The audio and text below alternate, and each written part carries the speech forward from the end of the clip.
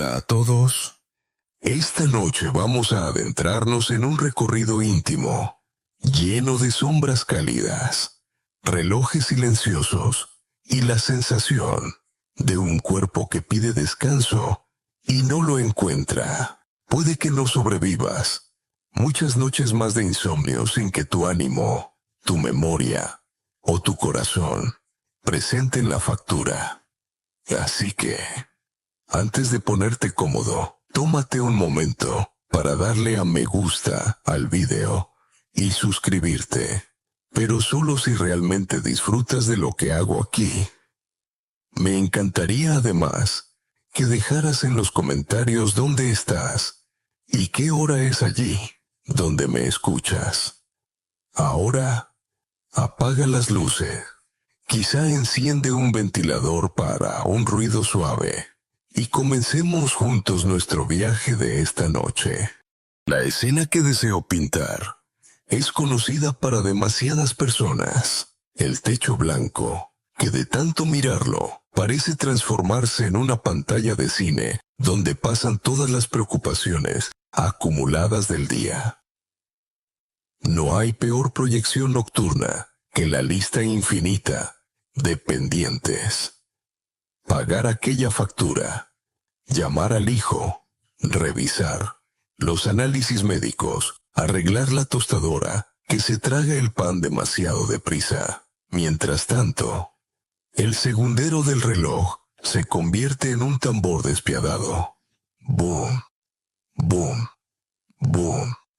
Como si la propia habitación quisiera recordarte que sigues allí, atrapado en tu insomnio. Yo lo conozco demasiado bien. Fui médico.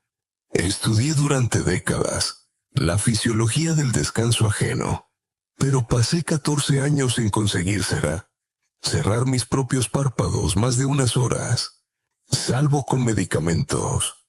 Era la contradicción absoluta, como si un panadero viviese de espaldas al pan o un piloto nunca subiese a un avión. Esa ironía personal, aunque amarga, me obligó a observar con otros ojos la fragilidad del sueño humano.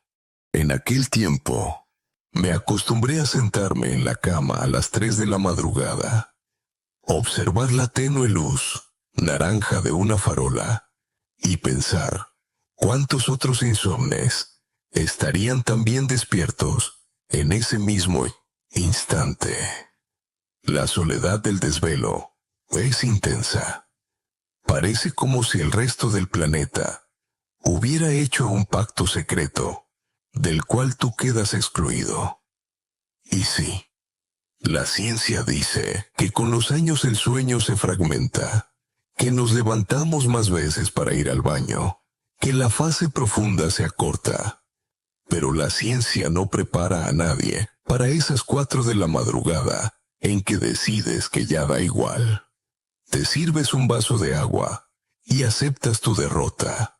Durante ese periodo, descubrí una paradoja que hoy me hace sonreír. Aunque entonces me sumía en la desesperación.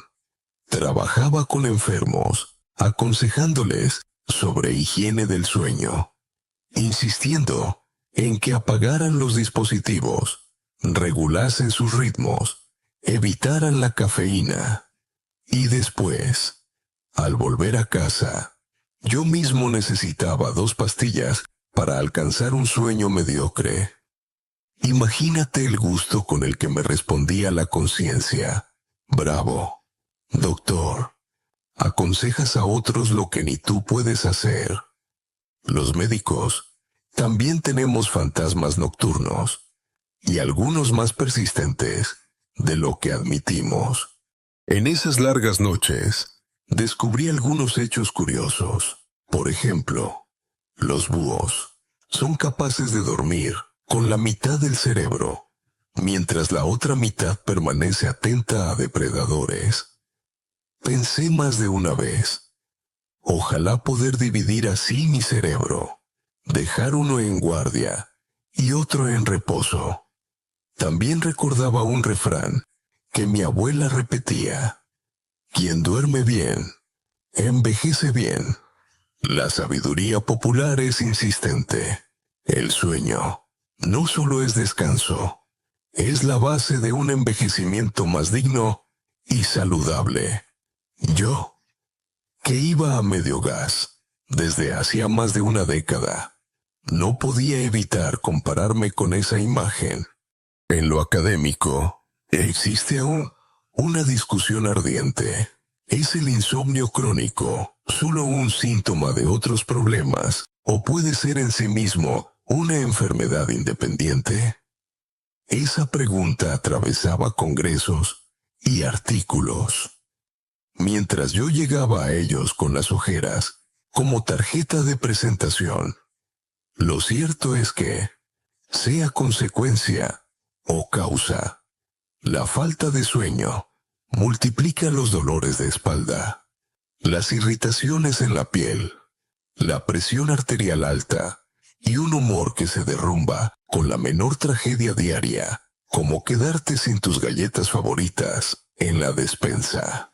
Recuerdo una madrugada concreta, cuando a las 5 de la mañana decidí bajar a la cocina. El suelo estaba frío, como si fuera mármol de catedral, y abrí un frasco de miel, no porque supiera de ninguna técnica milagrosa, sino simplemente porque necesitaba algo dulce para soportar aquella vigilia. Me quedé sentado en silencio, con la cucharilla brillando en la penumbra. En ese momento no lo sabía, pero aquel gesto fortuito acabaría enlazándose con una respuesta años después, como quien tropieza con un objeto que no comprende hasta que más adelante descubre que era la pieza perdida del rompecabezas. Mientras tanto, pasaban los años. Hoy puedo contarlo con cierta ironía, incluso con una sonrisa cansada. Mis pacientes me traían sus insomnios y yo les recetaba estrategias o medicamentos. Ellos volvían agradecidos y yo seguía atrapado cuando alguien me contaba que había logrado dormir de un tirón gracias a la medicación o a un cambio de hábitos. Yo me alegraba, sí, pero en mi interior me quedaba un pozo de celos, en silencio. Celos de algo tan elemental como cerrar los ojos y despertar descansado. Un recuerdo especialmente nítido es de una paciente que me dijo: «Doctor, ¿no sabe usted lo que es dormirse y levantarse sintiendo que el cuerpo es ligero?» Yo sonreí y asentí, pero, en realidad, lo sabía demasiado bien. Lo sabía por ausencia, por contraste, por esa carencia feroz que llevaba conmigo 14 años. Por eso, hoy esta primera parte, este inicio de nuestro viaje, lo dedico a reconocer esa vivencia compartida. No estás solo en tu insomnio, aunque lo parezca. Incluso alguien que había dedicado su vida a la medicina se vio durante más de una década sentado, como tú, quizás esta misma noche, mirando un techo que parecía reírse de su propia incapacidad para dormir.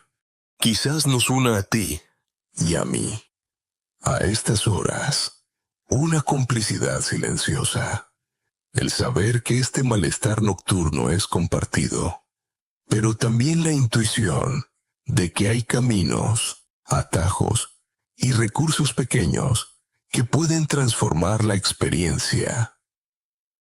Yo lo descubrí con torpeza, casi por casualidad, pero al final lo descubrí. Y ese descubrimiento, una cucharilla brillante en la penumbra de una cocina, lo compartiré contigo a medida que avancemos por la historia. Durante mucho tiempo, me repetí la misma frase, como quien se aferra a un mantra equivocado. Será la edad. Es normal dormir mal. Lo decían mis colegas. Lo confirmaban algunos estudios. Lo escuchaba incluso en reuniones familiares, pero en el fondo no me convencía. Por mucho que repitiese esas palabras, el cansancio constante, la sensación de que mi corazón latía como un tambor, desajustado en las madrugadas silenciosas, no me parecían ni normales, ni inevitables. La mentira de la edad me había atrapado, hasta el punto de aceptar como natural algo que en realidad estaba destruyendo poco a poco mi vitalidad. A veces pienso que es una de las trampas más crueles de nuestra sociedad, convencernos de que perder el sueño profundo es un tributo inevitable al paso de los años. No niego que existan cambios fisiológicos, porque los hay, pero otra cosa muy distinta es rendirse por completo. Sería como aceptar que, porque uno ya no corre como a los 20, entonces tampoco puede caminar, ni disfrutar de un paseo tranquilo. Es absurdo. Y sin embargo, ¿cuántos lo creen? Esa resignación colectiva me acompañó durante 14 años. Lo interesante es que tardé mucho tiempo en darme cuenta de que esa narrativa interna era venenosa. Cuando un anciano viene a consulta y me dice: «Doctor, claro que me despierto 10 veces. Es mi edad». Hay algo dentro de mí que se remueve, porque lo he vivido. La convicción de que uno debe soportar noches interminables, sin más remedio que encogerse de hombros y aceptar el destino, es un autoengaño peligroso. He leído tantos refranes de la vejez que hablan del sueño como de un regalo que se pierde. Dormir ya es un lujo, decía un amigo octogenario en tono de broma amarga. Y yo le respondía con media sonrisa, intentando ocultar que sentía lo mismo. La sabiduría popular nos educa a aceptar la decadencia como si fuera un dogma. No niego que haya cierta sabiduría en ello, pero también existe un componente de resignación que nos resta posibilidades de cambio. Recuerdo especialmente un congreso médico en el que se discutía si la fragmentación del sueño en ancianos era realmente patológica o meramente adaptativa. Algunos defendían que, en tiempos preindustriales, las personas dormían en 2 segmentos. Se acostaban pronto, despertaban algunas horas a medianoche y luego volvían a dormir hasta la mañana. De ahí, deducían que tal vez nuestro insomnio sea solo un eco de ese patrón ancestral. La idea es fascinante, casi romántica, pero ¿qué sucede cuando esa adaptación deja al cuerpo exhausto, incapaz de concentrarse, sin energía, para disfrutar de una conversación con los nietos?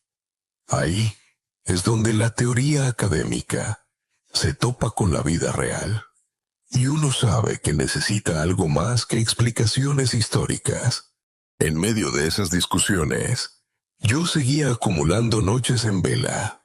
Era un espectador de lujo. Todos opinaban sobre la fisiología del sueño en los mayores, y yo la estaba viviendo en carne propia, no con gráficas o hipótesis, sino con la experiencia de sentir que cada día era una cuesta arriba. Como médico, me sentía atrapado entre 2 mundos, el del saber científico, que justificaba en parte mi insomnio, y el del ser humano cansado, que buscaba cualquier resquicio de esperanza.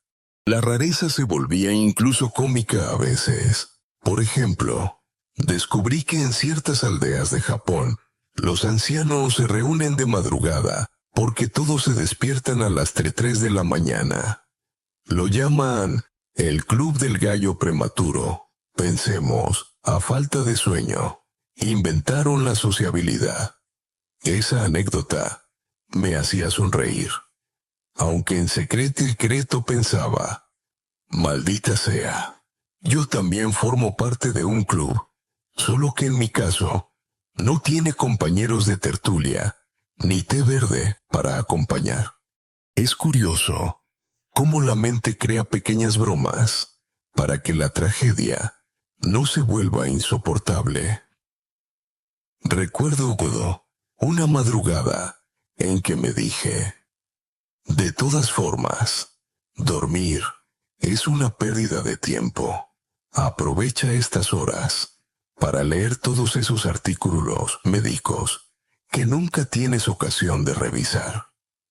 2 páginas después, con los ojos rojos, comprendí lo ridículo de ese consuelo.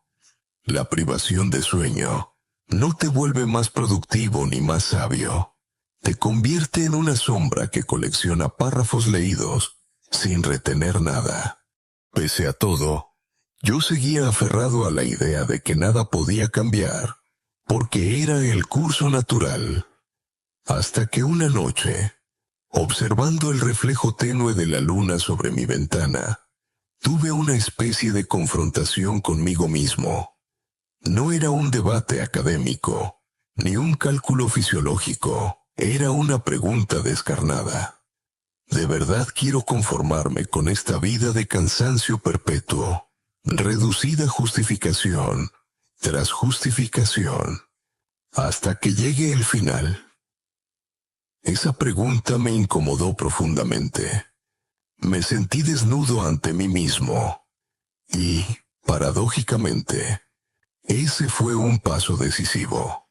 Confieso que me indigna la forma en que se nos educa a perder el sueño, como si estuviésemos obligados a entregar horas de descanso a cambio de arrugas o de cabellos blancos.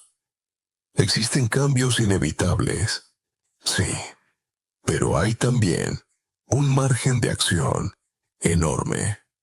La ciencia aún estudia cómo, por qué y hasta qué punto podemos preservar el sueño en la ancianidad.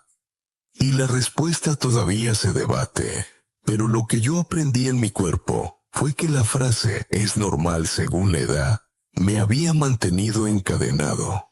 De hecho, cuanto más analizo ese argumento, más lo interpreto como un muro cultural, una limitación que aceptamos sin cuestionar. Y lo que más me entristece es ver cómo muchas personas ni siquiera se atreven a probar soluciones, convencidos ya de su derrota de antemano.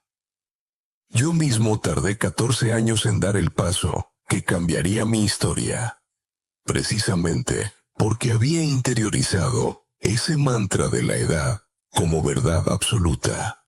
Mencionaré aquí un hecho curioso de sabiduría antigua. En la Grecia clásica, se creía que el sueño era un regalo directo de Hipnos, el dios del descanso, hermano gemelo de Tánatos, la muerte. Eso me hace reflexionar. Si consideramos al sueño como un don divino, ¿por qué entregarlo voluntariamente antes de tiempo, solo porque sumamos años? El pensamiento de esos antiguos nos recuerda que el descanso es sagrado. Lo académico sigue sin tener consenso. Algunos investigadores actuales sostienen que lo importante no es la cantidad de horas, sino la calidad percibida del sueño. Es decir, uno puede dormir 6 horas y sentirse renovado, mientras que otra persona duerme 8 fragmentadas y se siente hecha polvo. Yo, ciertamente, me encontraba en la segunda categoría. Todas mis noches parecían largas, pero nunca reparadoras. Hoy, cuando lo relato, siento cierta compasión por aquel médico testarudo que era yo, convencido de la inevitabilidad del insomnio. Y sin embargo, esa misma terquedad me permitió seguir buscando en libros, en experiencias ajenas y en experimentos pequeños, hasta dar con lo inesperado, ese hallazgo fortuito que me llevaría a desmontar, por fin, la gran mentira de la edad. El hallazgo llegó casi por casualidad, aunque cuando vuelvo atrás, lo percibo como el cruce de muchas pequeñas señales. Era, como tantas veces, de madrugada. El reloj marcaba las 3:15, esa hora en que hasta los más noctámbulos se rinden.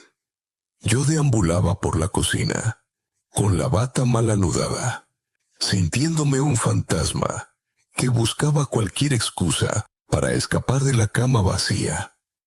Abrí la despensa y me encontré con un frasco de miel que llevaba semanas olvidado. Recordé entonces aquella noche que ya os conté, cuando probé una cucharada, solo por puro consuelo, y la sensación quedó flotando en mi memoria. Esta vez, sin pensarlo demasiado, añadí 2 cucharadas a un vaso de agua tibia. En un arrebato impulsivo, tomé una pizca de sal marina que tenía guardada en un tarro pequeño. Revolví la mezcla casi con rabia, como quien prepara una pócima absurda. Lo cierto es que ese cóctel improvisado tenía más de resignación que de esperanza. No buscaba milagros, solo engañar al estómago, lo suficiente para soportar otra ronda de vueltas en la cama. Lo sorprendente es que, media hora después, caí en un sueño tan pesado que al despertar sentí una desconcertante novedad. Habían pasado 6 horas seguidas, sin el auxilio de ninguna pastilla. 6 horas. Una rareza, después de casi década y media. Al principio pensé que había sido casualidad, un capricho de mi organismo, como los eclipses o el azar de encontrarse un billete arrugado en la acera. Pero mi instinto científico me empujó a repetir. Al tercer día, cuando volví a dormir, sin interrupciones, ya no pude ignorarlo. Algo en aquella combinación actuaba. Narrar esa experiencia es como revivir el momento, en cámara lenta. Recuerdo abrir los ojos a las 7 de la mañana y mirar el despertador incrédulo. Toqué la almohada, toqué mi propio pecho, como si necesitara comprobar que seguía en el mismo lugar y no me había teletransportado. No estaba cansado. Estaba, sencillamente, despierto. Hubo una frase que me asaltó entonces. Así debió sentirse la vida antes de que el insomnio me la secuestrara. Fue un pensamiento simple, pero demasiado tiempo perdido me hizo experimentarlo casi como un renacimiento. No me quedé con la anécdota. Tomé notas, día tras día, como suelo hacerlo con cualquier observación médica. Y ahí se reveló un patrón que me resultaba difícil de ignorar. Tras una semana de repetir el brebaje, empecé a despertar con algo más que descanso, cierta ligereza corporal, un humor renovado. Mi esposa notó que hablaba menos en tonos cortantes. Yo mismo percibí una agilidad mental que hacía tiempo que había desaparecido. Como buen médico y curioso crónico, me puse a investigar. Era posible que la miel aportara glucosa estable durante la noche, evitando esas caídas de azúcar que despiertan al cerebro como si sonara una alarma. ¿Podía la pizca de sal equilibrar pequeños desajustes de electrolitos y modular hormonas como el cortisol. No lo sabía aún con certeza, pero lo intuía, y se encendió en mí la chispa de un experimentador entusiasta. La rareza del descubrimiento no era solo científica, sino también absurda y entrañable. Mientras mis colegas acudían a congresos internacionales, presentando investigaciones complejas, con equipos sofisticados, yo estaba en mi cocina, con miel y sal, en una taza. Una señora de barrio podría haberlo descubierto antes que yo, con la misma naturalidad con que prepara una infusión de manzanilla. Eso me enseñó que, a veces, lo más transformador se esconde en la sencillez más elemental. No tardé en probar de compartirlo con un paciente de confianza.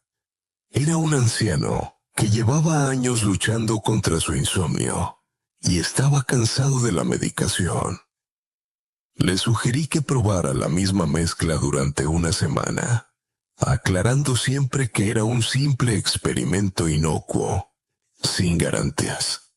Volvió sonriente a la consulta con una frase que aún recuerdo. «Doctor, volví a soñar». Esa afirmación, pronunciada con la voz temblorosa de un hombre de 80 años, me atravesó como una revelación. El valor de soñar parece un detalle menor, pero soñar significa alcanzar las fases profundas del sueño, esas que regeneran la memoria, consolidan aprendizajes, apagan inflamaciones internas. Así comprendí que aquella mera curiosidad podía ser algo mucho mayor. Entretanto, reflexionaba sobre la sabiduría de los mayores. Una anciana paciente me dijo: «Cuando duermes mal, los días se vuelven demasiado largos y todos los minutos pesan». Esa frase me acompañó como un eco, recordándome que no solo se trata del descanso nocturno, sino de la calidad completa de la existencia. Y no faltaban en mi camino las discusiones académicas. Compartí en voz baja mi experiencia con algunos colegas, y muchos torcieron la boca con escepticismo. Algunos decían: «Eso es placebo, puro poder de la sugestión». Otros preguntaban: «¿Has diseñado un ensayo controlado? ¿Dónde están los números?». Tenían razón en parte. Ningún método sencillo escapa al debate. Pero yo no podía ignorar las evidencias vivas de mi propio cuerpo y de los primeros pacientes. La discusión sigue abierta en la comunidad científica. ¿Cuánto influye la nutrición mínima al final del día en la arquitectura del sueño? Lo cierto es que los estudios aún no coinciden, y esa duda es un campo fértil que aún se explora. A veces, en esas noches iniciales de descubrimiento, me reía solo recordando algún dato marginal. Los astronautas de las primeras misiones se quejaban de no poder dormir en la microgravedad. Flotando como globos inquietos, pensaba. Ellos luchando contra la ingravidez y yo contra mi propio colchón. Las comparaciones ayudan a quitar hierro al asunto, pero la alegría era palpable. Por primera vez en 14 años, había dormido como un humano común. Hoy, cuando repaso aquella etapa, me sorprende lo fácil que resultó aquello que parecía imposible. Después de medicamentos, de consejos, de dispositivos, la solución se escondía al alcance de mi mano, literalmente en la despensa. Una cucharada de miel, un pellizco de sal y un vaso de agua tibia abrieron una puerta. Y no quiero que suene como propaganda o simplificación ingenua. Lo viví y lo confirmé con otros. Sin embargo, sí me enseña una lección, esta lección, que trasciende la medicina. A veces, la vida nos ofrece respuestas pequeñas a problemas que parecen gigantescos, y basta prestar atención para descubrirla. Lo que empezó como un experimento desesperado se convirtió en el punto de inflexión. Fue como encender una luz en mitad del túnel. Un hallazgo inesperado que no solo devolvió descanso a mis noches, sino que encendió esperanza en mis días. Y así comenzó la fase siguiente: compartir y multiplicar esa experiencia con quienes más lo necesitaban. Cuando decidí empezar a hablar de mi nueva rutina con los pacientes, lo hice en voz baja, casi como si compartiera un secreto doméstico, más que un consejo médico. No quería sonar extravagante ni irresponsable, pero a los pocos días de recomendarlo, empecé a recibir reacciones que me sorprendieron tanto como mi propia experiencia inicial. Primero apareció don Manuel, de 79 años, un hombre con bigote impecablemente recortado y una vida organizada al milímetro. Me miró fijamente desde la silla de la consulta, con esa mezcla de escepticismo y curiosidad que uno solo exhibe cuando sospecha que su médico ha perdido un poco la cordura. Doctor, probé lo de la miel y la sal, y dormí 5 horas seguidas. 5. ¿Sabe cuánto hacía que no pasaba algo así? Años. Su voz tembló apenas un instante, y yo, que había escuchado miles de historias clínicas, supe que esa emoción era auténtica. No tardó en llegar también el testimonio de doña Mercedes, viuda reciente, con los ojos aún rojos de tantas madrugadas en soledad. Me dijo: la cama me parecía demasiado grande desde que falleció mi marido. Sentía que mi respiración rebotaba en las paredes, tan sola. Doctor, ayer, con la mezcla, cerré los ojos pensando en él y me dormí antes de darme cuenta. Me desperté al amanecer, con la luz entrando suavemente. Fue la primera vez, desde que lo perdí, que descansé como si alguien me cuidara. Sus palabras me atravesaron. Entendí entonces que a veces el insomnio no es solo un problema fisiológico, sino un desgarro emocional, y que aquella mezcla sencilla podía convertirse en un puente entre cuerpo y alma. No todo eran casos emotivos. También había resultados prácticos, como el de Julián, 82 años, obsesionado con su tensión arterial. Doctor, me despierto cada 2 horas para ir al baño. Me repetía en tono quejumbroso: ¿de qué sirve la miel con sal en eso? Le convencí para que lo probara, y al mes me confesó, con su peculiar sentido del humor: mire, no sé si orino menos, o duermo tan profundo que ya no me entero. Y, francamente, prefiero no enterarme. Nos reímos juntos, y esa risa fue también terapéutica. En cierto modo, cada paciente se convirtió en un espejo distinto para ver el efecto de este modesto experimento. Lo extraordinario es que la mayoría relataba cambios, no solo en la forma de dormir, sino en cómo se sentían durante las horas de vigilia. Había quien notaba más energía para jugar con los nietos, quien recuperaba ganas de cocinar, quien incluso volvía a caminar por el parque con entusiasmo. El sueño no era un fin, sino un medio invisible que devolvía fuerza a la vida cotidiana. Recuerdo con cariño a un matrimonio que vino cogido de la mano. Él sufría apnea y ella soportaba su ronquido como una batalla nocturna interminable. Doctor, me dijo ella. Desde que empezó con su brebaje de cocina, ronca menos. O yo dejo de oírlo. En cualquier caso, al fin dormimos en paz.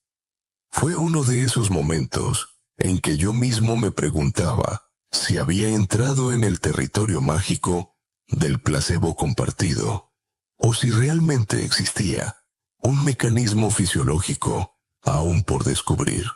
Aquí aparece otro debate académico interesante. ¿Hasta qué punto los remedios simples que la gente adopta tienen una base bioquímica sólida? ¿O cuánto se explica por el poder de la expectativa y de la sugestión? Es un tema que divide a científicos y terapeutas. Algunos defienden que si el paciente mejora, poco importa la causa. Otros sostienen que sin demostrar el mecanismo fisiológico, se corre el riesgo de fomentar supersticiones. Yo me encuentro en un punto intermedio. Observo, escucho, celebro los avances y al mismo tiempo sigo formulando hipótesis y buscando explicaciones. Mientras recogía cada historia en mis notas, me gustaba añadir detalles aparentemente nimios. La temperatura de la habitación, la rutina nocturna, incluso el humor con que la persona bebía su vasito tibio. Uno aprende que el sueño está tejido con hilos de biología, de emociones y de circunstancias. Una taza puede ser tanto una receta fisiológica como un ritual simbólico que tranquiliza. La sabiduría popular también me regalaba frases que atesoro. Una abuela en consulta, después de contarme que volvió a dormir con calma, me dijo: «Doctor, ahora hasta las agujas del reloj suenan dulces». Me pareció poética y real a la vez. Cuando recuperamos el descanso, incluso los ruidos nocturnos que antes eran tortura se transforman en compañía. A lo largo de los meses, tuve la sensación de dirigir un pequeño laboratorio improvisado, donde los participantes eran mis pacientes de siempre, aquellos ancianos que buscaban alivio en pastillas recetadas y acababan sorprendidos por algo tan banal como miel y sal. Quizá esa sea una de las ironías de la vejez. Cuando ya creemos haberlo experimentado todo, todavía nos queda espacio para la sorpresa. En medio de tantas certezas médicas y protocolos hospitalarios, aquel pequeño experimento casero me devolvía la humildad. Era como una voz interior, recordándome que los cuerpos humanos no se rigen solo por gráficos o moléculas, sino también por hábitos, emociones y, a veces, por pócimas improvisadas en una cocina a las 3 de la madrugada. No faltaban, por supuesto, los que no experimentaron mejoras. Un porcentaje pequeño, pero real. Y también esos testimonios eran valiosos, porque me recordaban que no todo encaje funciona igual en todos. El organismo humano es diverso, y lo que parece milagro para uno puede ser indiferente para otro. Al fin y al cabo, la medicina no son fórmulas universales, sino historias particulares. Curiosamente, entre tanto relato, me topé con una noticia marginal y fascinante. En ciertas comunidades de Perú, los ancianos mastican hojas dulces de coca antes de dormir para calmar los nervios. No voy a recomendarlo, claro, pero me pareció un ejemplo perfecto de cómo en todas las culturas surgen remedios inesperados contra la ansiedad nocturna. La creatividad humana, aliada siempre del insomnio. Al mirar atrás, Sonrío recordando que mi secreto era en realidad compartido y multiplicado. Lo que empezó como una cucharada desesperada se transformó en un movimiento pequeño, silencioso, que devolvía dignidad al sueño de muchos ancianos. Se puede bromear, sí, diciendo que abrí una farmacia en la alacena de mi casa, pero lo cierto es que esa botica mínima cambió vidas, incluso, y sobre todo, la mía. A estas alturas, después de vivir en primera persona y con tantos pacientes las mejoras, me vi en la obligación de preguntarme en serio, ¿qué demonios ocurre en el cuerpo cuando mezclamos miel, sal y agua tibia? No me bastaba con la anécdota, ni con las sonrisas agradecidas.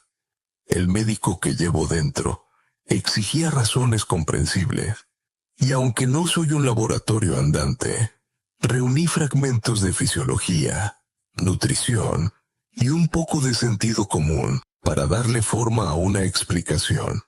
Empiezo por la miel.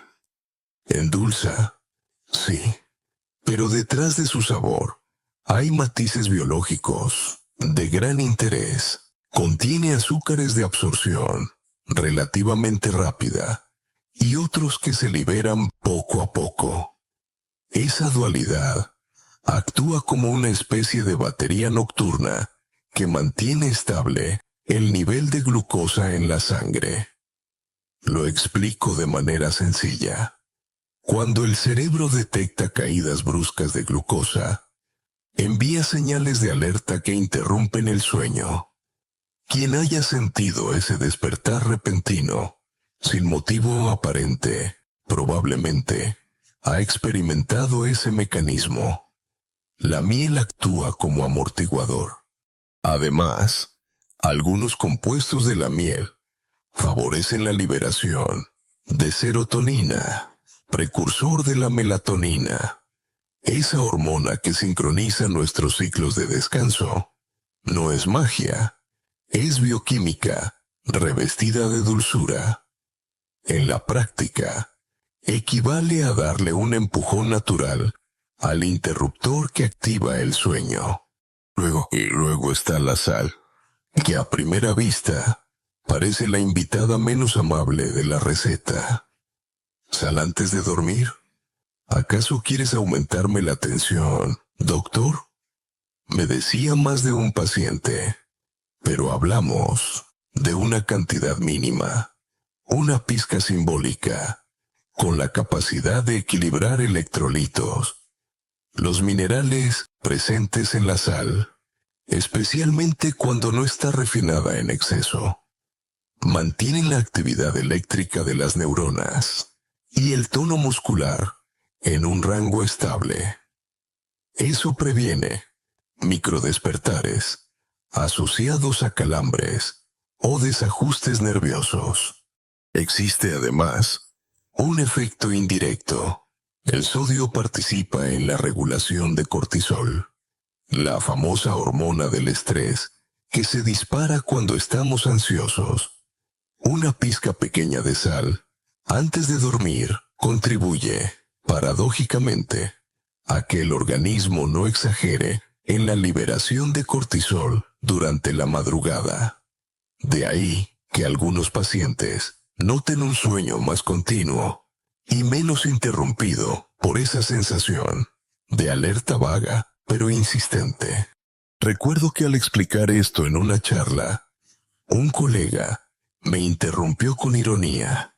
Bueno, ¿qué será lo siguiente? ¿Galletas con pepinillos para estimular la melatonina? Todos rieron. Hice una pausa y dije, no lo sé, pero si alguien lo prueba y duerme mejor, tendré que investigarlo. Al fin y al cabo, no es la primera vez que la ciencia nace de un invento extraño en una cocina. El humor, en estos temas, ayuda a suavizar el escepticismo. La parte fascinante Es como ambas sustancias, miel y sal, trabajan juntas. Me gusta imaginarlo así. La miel le da al cerebro combustible estable, diciéndole, tranquilo, no te quedarás sin energía por la noche. Mientras que la sal susurra al sistema nervioso, todo está en equilibrio, puedes relajarte. Esa combinación es como un dúo de jazz improvisado. Uno marca el ritmo con suavidad, el otro armoniza en segundo plano. Resultado, una melodía que invita a descansar. Por supuesto, no olvidemos la variable más poderosa, la ritualidad. Beber el vaso tibio, a la misma hora, cada noche, se convierte en un ancla psicológica. El cerebro aprende a asociar ese gesto con la inminencia del sueño. Del mismo modo que reconocemos el olor a café como señal de comienzo de día. La neurociencia moderna llama a esto condicionamiento. Yo prefiero decir que es nuestro cuerpo aprendiendo costumbres. Aquí quiero detenerme en una anécdota marginal, pero ilustrativa. En un monasterio italiano, los monjes benedictinos siguen aún una tradición antigua. Antes de la última oración nocturna, toman un sorbo de agua con miel. No lo presentan como terapia, sino como símbolo de dulzura y antes del silencio. A los pocos me pareció casi cómico descubrir ese paralelismo sin que nadie lo mencione. A lo largo de la historia, numerosas culturas han intuido lo mismo. Pequeños gestos nutritivos ayudan a hilvanar la vigilia con el descanso. Y, sin embargo, en la comunidad científica actual, todavía se discute. Existen evidencias contundentes de que la miel antes de dormir realmente prolonga el sueño profundo. Algunos estudios pequeños lo sugieren. Otros no encuentran diferencia estadística sólida. El debate es vivo y continuará. A mí me basta con la suma de experiencias clínicas y personales que he recogido, pero no niego la relevancia de la investigación rigurosa. Quizá en unos años tengamos ensayos amplios para dar respuestas definitivas. No quiero que se interprete como un remedio milagroso, nada lo es. Algunos ancianos con insomnio no notaron mejoría con la combinación.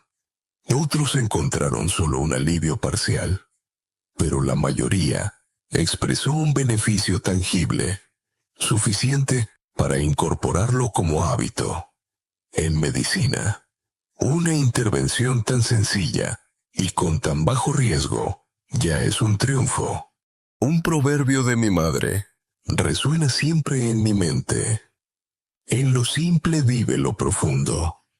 Y con esta mezcla casera he recordado que, a veces, buscamos respuestas en aparatos carísimos, estudios complicados y moléculas difíciles de pronunciar, cuando en un estante de la despensa aguarda una clave olvidada. De todos modos, nunca dejo de subrayar la importancia de la moderación. Una cucharada no es un tarro entero. Una pizca de sal no es una tormenta de sodio. Como en la vida misma, el exceso transforma la medicina en veneno. Lo adecuado es, siempre, encontrar esa proporción mínima que basta para producir un giro sin provocar un desastre. Al contar esto en voz baja, a ritmo pausado, lo hago porque quiero que quienes me escuchan se contagien de aquella certeza que descubrí en mi propia piel. El descanso no está perdido, aunque la edad avance. A veces, basta con encender de nuevo una mecha diminuta para que el fuego del sueño recupere su calor. A partir de entonces, comprendí que la mezcla de miel y sal era solo una parte del rompecabezas. Sí, devolvía descanso a muchas noches, pero el sueño no depende de un único gesto, sino de un entramado de hábitos, ambientes y ritmos internos. Por eso empecé a insistir con los pacientes en lo que llamo la coreografía del sueño. Una serie de pequeños movimientos cotidianos que, sumados al brebaje de cocina, multiplican el efecto. El primer elemento de esa danza es la luz. La mayoría de mis pacientes mayores mira la televisión hasta muy tarde, con la pantalla a toda intensidad, o mantiene luces blancas encendidas en el salón como si viviesen en un quirófano. Yo mismo cometía ese pecado. La tableta iluminándome la cara a medianoche, convencido de que solo leeré un artículo más. La realidad científica es clara. La luz azul confunde al cerebro, haciéndole creer que aún es mediodía. Apagar pantallas una hora antes de dormir, o al menos limitar su brillo, es tan importante como cualquier pastilla. Una de mis pacientes, que no notaba efecto con la miel, confesó luego haber devorado series hasta las 2 de la mañana. Cuando finalmente apagó la tableta, la pócima funcionó como nunca.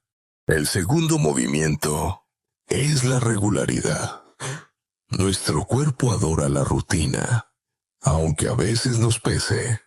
Despertarse y acostarse siempre a la misma hora es como darle un metrónomo interno al organismo. Es cierto que la vejez se presta a romper horarios.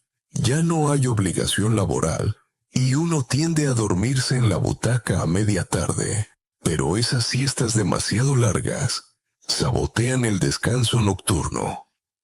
Un anciano que conseguía dormir solo fragmentos de 2 horas recuperó un sueño más sólido cuando limitó sus siestas y se marcó la disciplina de acostarse puntualmente a las 11.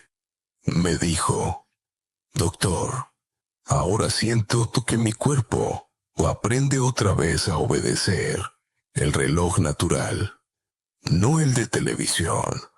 El tercer elemento es la temperatura y el ambiente. Lo descubrí en carne propia. Una habitación demasiado caliente es enemiga del descanso.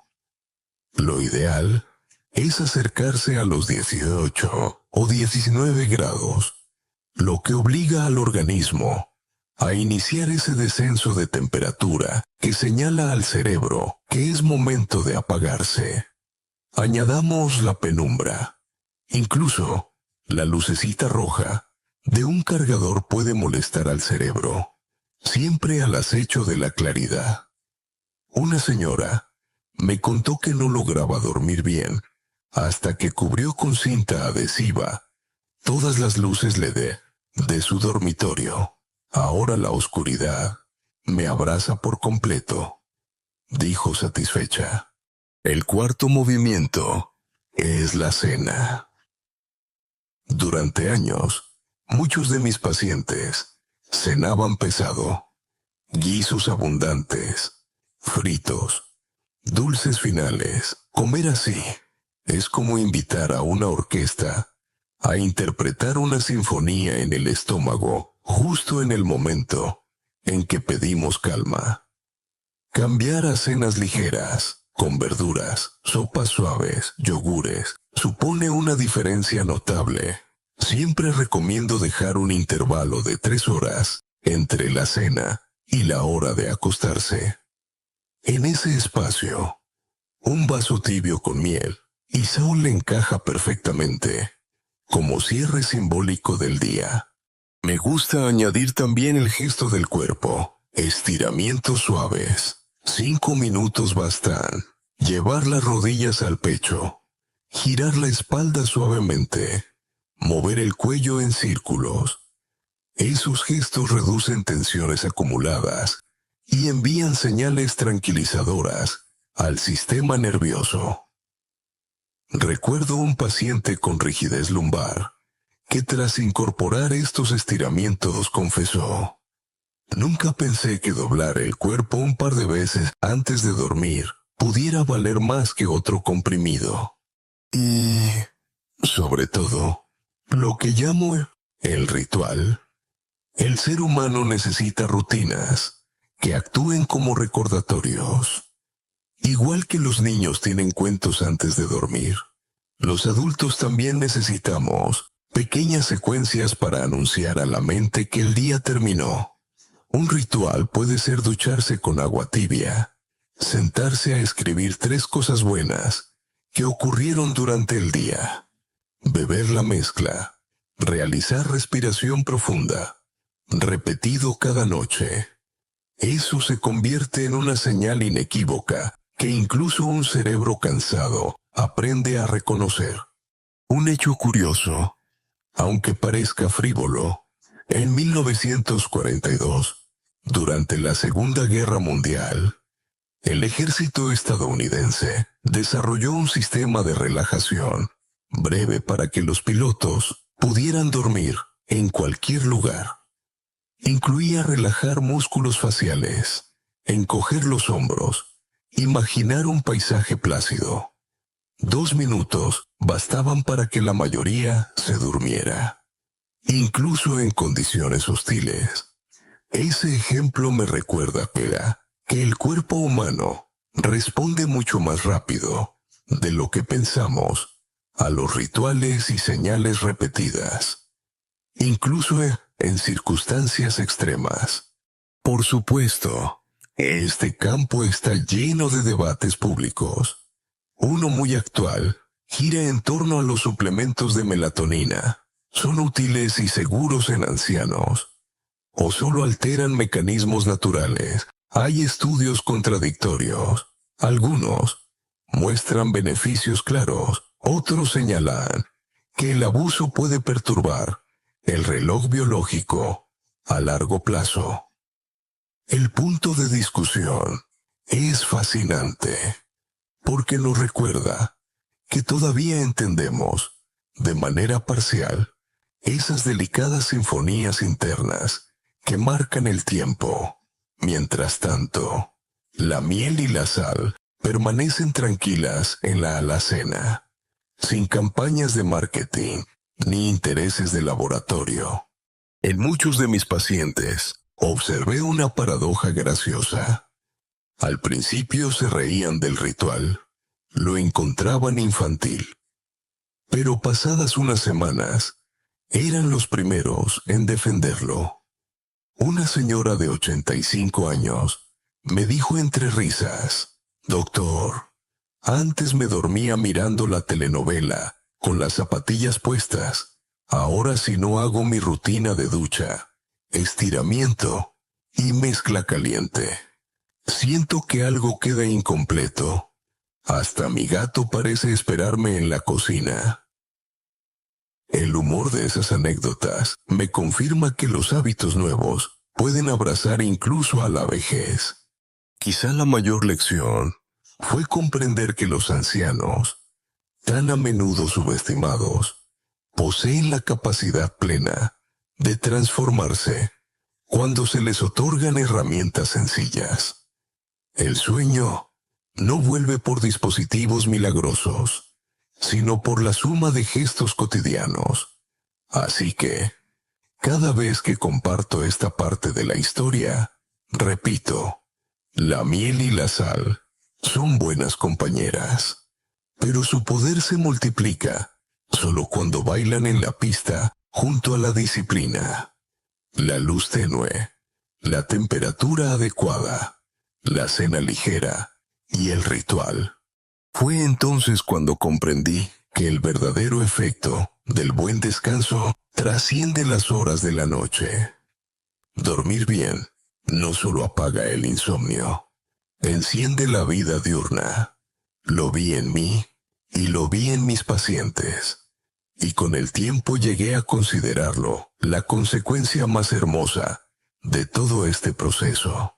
Yo mismo empecé a notarlo como un despertar largo, prolongado, más allá de las sábanas.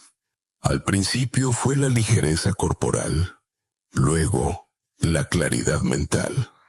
Me descubrí paseando a primera hora de la mañana con una sonrisa involuntaria, notando la frescura del aire sin mirarlo como a un enemigo. Volví a tener paciencia para leer un libro entero, no solo fragmentos inconexos, y, sobre todo, volví a disfrutar de las conversaciones sin sentir que me agotaban las voces. Era como si estando menos cansado, también pudiera abrir espacio para escuchar de verdad. Los ancianos que adoptaron la rutina relataban cambios similares. Don Ramón, quien llevaba años quejándose de dolor articular y pasaba los días cabizbajo, empezó a contar chistes en la sala de espera. Doña Carmen, siempre reacia a salir de casa, volvió a acompañar a su hija a la compra. Dormir, me dijo, me devolvió la calle. Esas frases sencillas me confirmaban que el descanso nocturno es el cimiento sobre el cual se construye la energía del día. Hay además un aspecto familiar. Muchos nietos me contaron que de repente sus abuelos volvían a estar presentes. Una niña de 10 años le dijo a su madre en consulta: la abuela ahora juega a las cartas sin quedarse dormida. Puede sonar anecdótico, pero esas pequeñas reincorporaciones son la diferencia entre sentirse carga o sentirse compañía en las familias. La energía reactivada no solo transforma al insomne, sino también a quienes lo rodean. Recuerdo un caso entrañable de un abuelo apasionado por la pesca. Tras meses de buen descanso, me relató, con los ojos brillantes: doctor, he vuelto a levantarme a las 5 para ir al río. No por obligación, sino porque ahora la idea me ilusiona. Esa frase sencilla resume lo extraordinario. El sueño recobrado se convierte en motor de proyectos. Tener energía ya no solo sirve para soportar el día, sino para disfrutarlo activamente. Podría parecer poético, pero tiene también fundamento fisiológico. Un sueño profundo equilibra neurotransmisores, reduce hormonas del estrés y optimiza la función inmune. Todo ello genera más vitalidad durante el día. Además, dormir bien regula la memoria.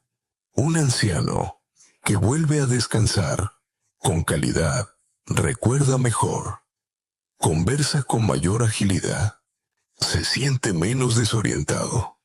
En lo cotidiano, significa volver a reconocer rostros sin esfuerzo y sostener diálogos fluidos, cosas que antes el cansancio borraba. Un detalle curioso que descubrí leyendo sobre tribus amazónicas. En algunas comunidades, los mayores duermen junto a los más jóvenes y el despertar compartido se convierte en ritual. Cantar al amanecer, intercambiar bromas, preparar el fuego. Toda la comunidad interpreta el sueño de los ancianos como un recurso valioso para la cohesión social. Cuando lo supe, me pareció profundamente revelador. En tantos lugares vemos el insomnio como un peso, mientras que en esos pueblos el descanso continuo se celebra como patrimonio colectivo. En lo académico también existe debate. ¿El insomnio provoca depresión en la vejez? ¿O es la depresión la que desencadena insomnio? Numerosos estudios muestran vínculos en ambas direcciones, sin que quede claro cuál precede. Yo, por mi vivencia y lo observado en los pacientes, tiendo a pensar que ambos se retroalimentan. Al dormir mejor, ancianos deprimidos recuperaban alegría y al estar más animados, dormían todavía mejor. Un círculo virtuoso que merece, sin duda, mayor atención investigadora. Los cambios diurnos me enseñaron una moraleja práctica. No basta con contabilizar 7 u 8 horas dormidas en una gráfica. Lo que importa es cómo se vive después de esa noche. Si cada día amanece con menos arrugas, de cansancio en el rostro, si la voz se torna más ligera, si hasta el café sabe distinto, ahí radica la prueba real. Una paciente con mucho humor me dijo: «Doctor, antes el pan del desayuno parecía chicle viejo. Ahora me sabe como recién hecho. ¿Sabe usted qué milagro lo hornea? El de una noche entera durmiendo». Y yo no pude evitar reírme junto a ella, porque esa es, en esencia, la verdad. Descansar colorea la realidad con tonos más nítidos. A nivel personal, después de tantos años de vivir como una sombra, pude reincorporar actividades que había abandonado. Retomé el tenis social, escribir pequeños ensayos médicos, incluso volver a viajar, sin miedo a pasar noches enteras en vela en hoteles desconocidos. El descanso curate no solo la fatiga, sino también la confianza en uno mismo. Esto es quizá lo más humano que puedo transmitir. Cuando los ancianos recuperan horas de sueño, adquieren una mirada nueva hacia su propia vida. Algunos decían: «Creí que ya no me quedaba nada por mejorar a esta edad». Y sin embargo, vuelven a sorprenderse de sí mismos, siendo capaces de reír, de tener paciencia, de compartir momentos. El sueño bien dormido se convierte en antídoto contra la sensación de irrelevancia que a menudo o aplasta en la vejez. Hoy sigo convencido. El día pertenece al descanso de la noche anterior. Lo comprobé personalmente y en decenas de rostros rejuvenecidos.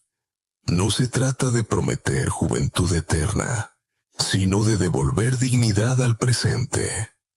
Y sí, todo empezó con una combinación sencilla, pero floreció gracias a la constancia y al hábito.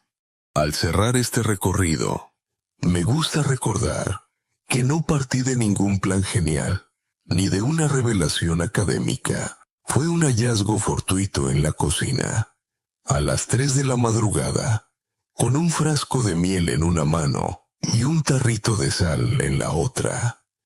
Hoy, muchos años después, lo veo como un símbolo de lo que la vida nos enseña. A veces, la respuesta está delante de nuestros ojos, invisible porque la damos por demasiado obvia. Me atrevo a hablar de legado, porque todo este viaje no fue solo personal. Empezó conmigo, se extendió a mis pacientes, y ya después lo compartí en charlas, en talleres y en conversaciones con colegas.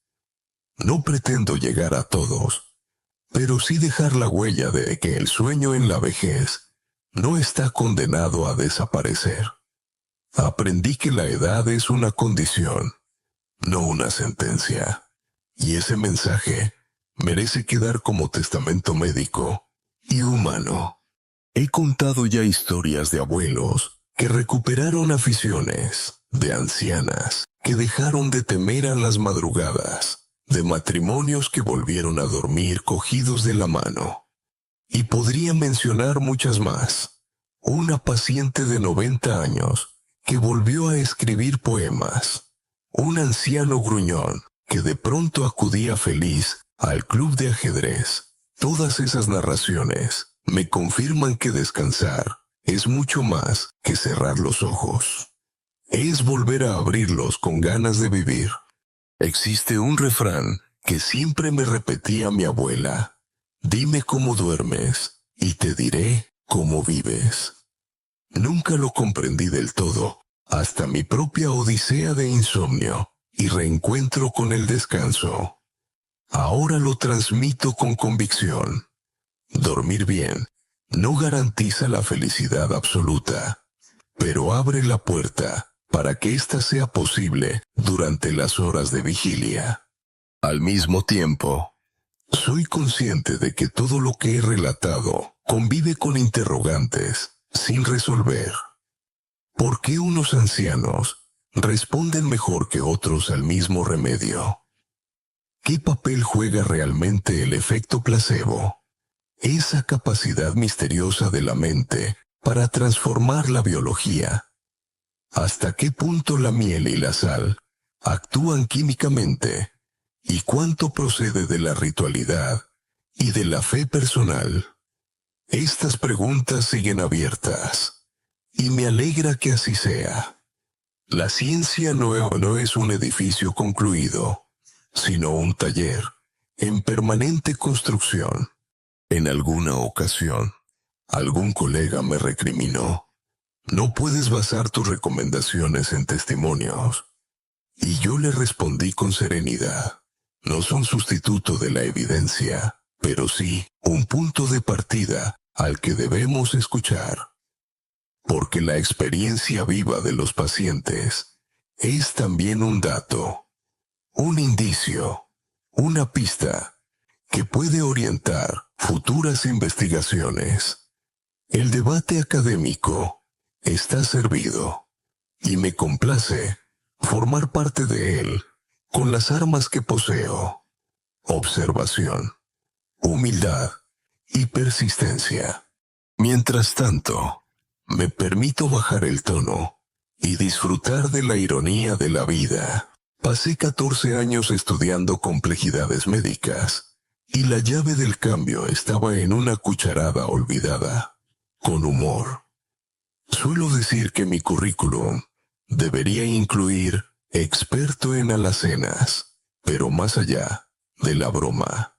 El hecho me recuerda que el oficio de médico incluye escuchar lo que la vida cotidiana susurra entre líneas. He compartido sabiduría popular, datos extraños y debates científicos, pero sobre todo he querido transmitir la experiencia como una historia continua, porque así la viví: noches solitarias, hallazgos inesperados, pacientes agradecidos, rutinas recuperadas, días llenos otra vez de propósito. Hoy, al mirarlo en conjunto, concluyo con una lección serena: el sueño perdido puede volver, incluso en la vejez, si estamos dispuestos a probar caminos simples y a cultivar hábitos con paciencia. Quizá tú, que me escuchas ahora a oscuras, sintiendo que el reloj avanza y el día de mañana acecha, te preguntes si todo esto será también posible para ti. Mi respuesta, sencilla y sincera, es que sí, es posible. Puede que tardes más o menos, que tu camino incluya ajustes, cambios o ensayos distintos, pero la posibilidad existe, y esa certeza, por sí sola, ya es un principio de calma. Porque lo que está en juego no es solo dormir, es volver a amanecer con el ánimo intacto, reír sin arrastrar la losa del cansancio, compartir tiempo con quienes queremos, sin sentir que nuestra mente se apaga. Dormir no es un lujo de jóvenes, es una necesidad humana que no caduca con la edad. Así que cierro este relato con un tono suave, casi en susurro. El sueño es, al final, la más humilde de las medicinas y la más poderosa de las terapias. Un regalo que todos merecemos conservar hasta los últimos días. La miel y la sal son apenas un recordatorio de esa verdad escondida. Ahora, quiero que bajes el ritmo conmigo. Imagina la habitación en penumbra, el aire apenas moviéndose como un murmullo que acaricia. Permite que cada palabra llegue despacio, sin prisa. Todo lo que has escuchado hasta aquí. Las noches de insomnio, el azar de una cuchara, los pacientes recuperados, las rutinas sencillas, se difumina ahora en un único mensaje. Aún hay espacio para el descanso, para ti, para todos. Respira hondo y deja que tus hombros se suelten. Recuerda cómo la miel se disuelve lentamente en el agua tibia, cómo la sal se funde sin estridencias, y cómo ambas cosas pequeñas se transforman en un gesto mayor que anuncia la paz nocturna. No necesitas nada grandioso para iniciar el cambio, solo la decisión de creer que es posible y de regalarte un ritual que te devuelva suavidad. Piensa en los ancianos que recuperaron energía para reír y abrazar a sus nietos. En el pescador que regresó al río al amanecer.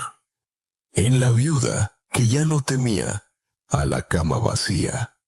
Sus historias son también invitaciones. Si ellos lo lograron, ¿por qué no tú?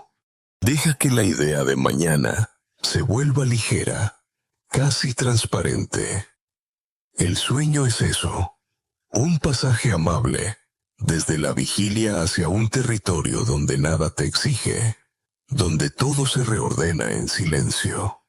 Y ahora, a estas alturas de nuestra conversación, puedes sentir que tus párpados empiezan a pesar un poco más. Permite que ocurra, permite que tu cuerpo se abandone, confiado, al descanso, porque el sueño, lejos de ser un lujo, es el derecho más íntimo de tu existencia. Fin del guión. Buenas noches.